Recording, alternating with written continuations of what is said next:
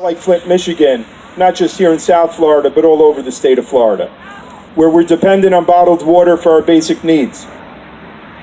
Now, further up the coast, you've got Lake Okeechobee that has been emitting toxic algae tides east and west. And what's happening, I know many of you are already aware of this. We've got the big sugar farms south of Okeechobee that are preventing Lake Okeechobee from filtering naturally into the Everglades and recharging our aquifer. Further north yet is the Sable Trail Pipeline, a 515-mile pipeline that goes through Alabama and Georgia into northern and central Florida. When it's completed, if it's completed this summer, as early as July, the Sable Trail Pipeline will be pumping more than 1 billion cubic feet of fracked gas a day through the upper Floridan aquifer, through sinkhole country, and apparently it's all to export liquefied natural gas to China and other foreign points. So we're going to play Russian roulette with our aquifer. You know, at a time when we have to worry about the Biscayne aquifer in South Florida, we're going to risk the upper Floridan aquifer because of this pipeline. And it's a pipeline that's not needed. In each of these battles that I'm describing, whether it's fossil fuels,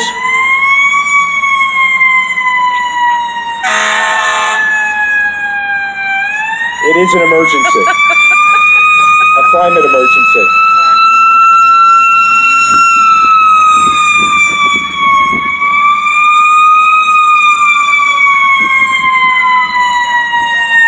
Okay. In each of these challenges that we face, there's the same theme, and that is corporate greed, short-sighted corporate greed versus the interests of ordinary people and future generations. And it's important to name some of these corporate actors that are getting in the way of our needs. And Florida Power and Light and its parent company Nextera top the list. I'm so tired of seeing these greenwashing TV commercials for Florida Power and Light. These TV commercials that try to suggest that Florida Power and Light is leading the way for solar energy.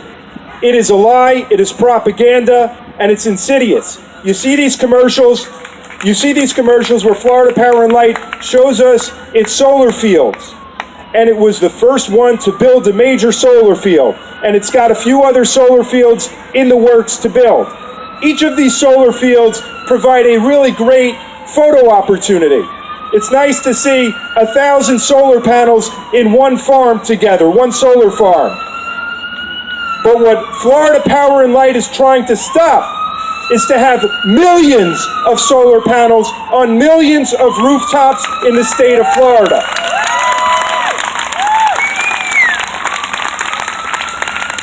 And this is not some kind of a fantasy that we want. You take a look around the world. In Germany, solar is so pervasive now. There's so many solar panels on people's rooftops that the electric utility companies in Germany are rebating to ordinary customers. That's exactly what Florida Power and Light does not want. And on issue after issue, they're standing in the way. Florida Power and Light right now is pushing in Tallahassee for legislation to allow them to run transmission lines through the Everglades. They are one of the consortium companies behind the Sable Trail Pipeline. They are trying to gut Amendment 4, the solar power initiative that we passed last year. We the people, 73% of us voted statewide for solar. And Florida Power and Light would like us to forget that they spent millions of dollars trying to convince us to vote against our own interests, to vote against solar power in the Sunshine State. Trick us into it.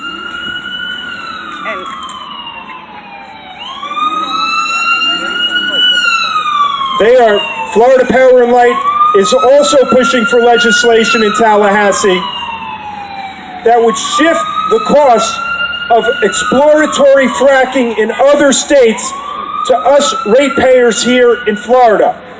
That has never happened before in the United States.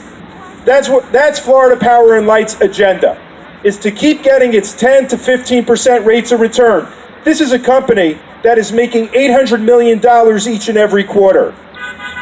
And they're doing it by locking us into a fossil fuel future. It's not just pitting corporate greed against the public interest. It's also different conceptions of what the state government and federal government should be doing at a time of a climate crisis. You know, this Sabal Trail pipeline, if you took solar panels and put them on half the acreage of this 515-mile project, you would produce more solar energy each and every day than is going to be flowing through that pipeline and frack gas. Solar is the answer. FP&L talks about planning for solar, even by its own estimates, its own projections. In 6 years, in 2023, solar will make up only 4% of the energy needs of this state. It's unacceptable. So take a look at what FP&L is doing and the other pipeline companies to make the Sabal Trail pipeline possible. They're using the power of eminent domain. Eminent domain is when the state takes private property, pays just compensation for a public purpose.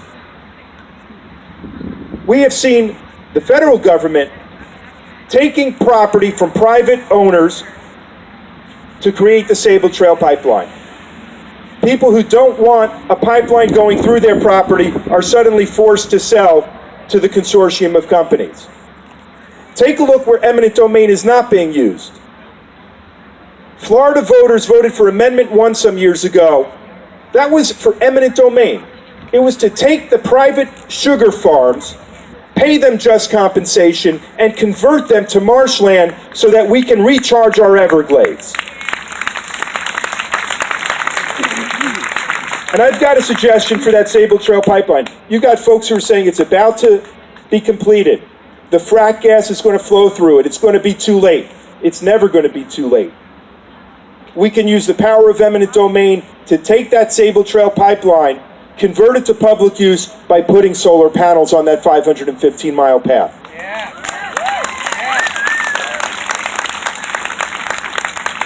I'll conclude just by saying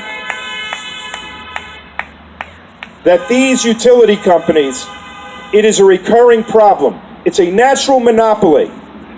You can't have transmission pipelines from competing companies all over the state. It's a natural monopoly. They get guaranteed monopoly profits, and they're not serving the public interest. The same thing happened during Franklin Roosevelt's time, when we were trying to rely on private power, and Roosevelt realized it wasn't working. They weren't stepping up to the plate to take care of public needs. They were only concerned with their private profits. And Roosevelt had the Tennessee Valley Authority, the Rural Electrification Administration, that brought a big chunk of this country, a big part of the South and Appalachia out of the darkness and created electricity and all kinds of amenities that went with it. We have to be standing for the same kind of an alternative model here in South Florida. We've got to talk about public power, we've got to talk about solar, and we can't back down no matter how many battles we lose along the way. So thank you so much for being here. I'm looking forward to marching with all of you. Thank you.